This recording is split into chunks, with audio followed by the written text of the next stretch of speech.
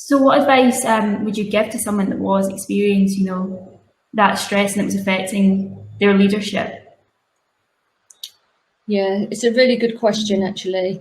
It's very, very difficult because, of course, leadership is messy. Yeah. Leadership is hard. Whether you're leading yourself and being a true leader of yourself and your own performance, or you're leading a team or an organisation, I work at all different levels. Leadership is hard and it's messy and it's stressful.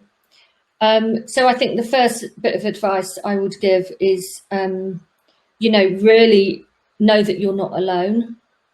One of the things that I do, and I probably is one of the greatest gifts that I can give, is normalise people's behaviour, because of course as a coach and working at the level that I do, I hear how everybody is. Everyone that works with me, and the people that I don't work with often tell me anyway.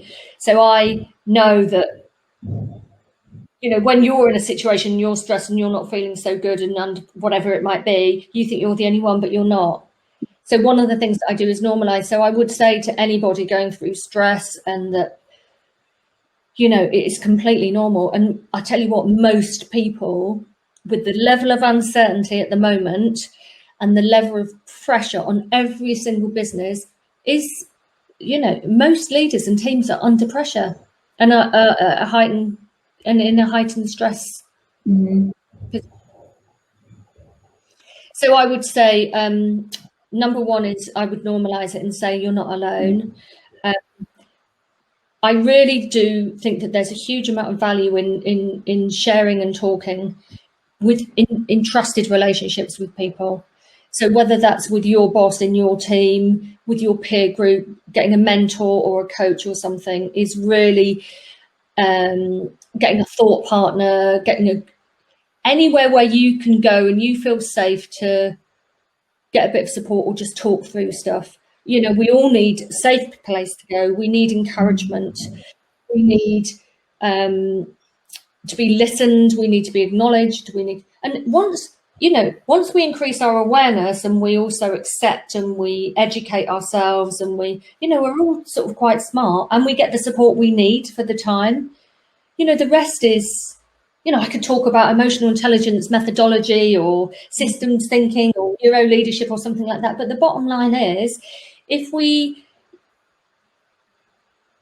become more at ease, we manage our pressure and our stress, and we go to places where we feel safe and supported, and we can think through things and know that being in the mess is quite normal, not put too much pressure on yourself.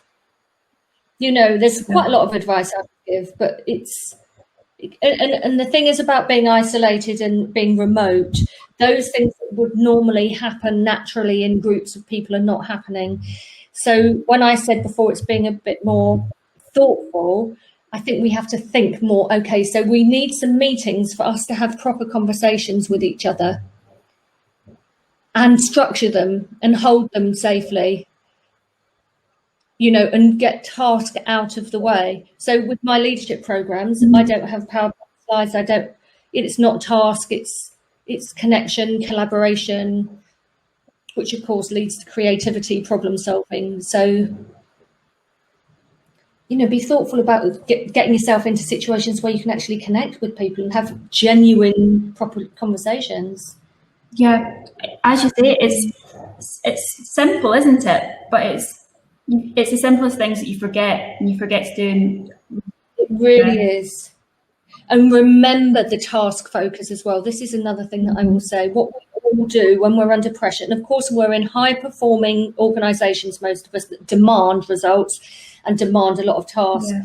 But I just have a real word of caution when you notice that you're so task-driven that you're forgetting the relationship.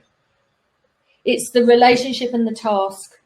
And often the task is here in our left brain, and the relationship takes the lower priority.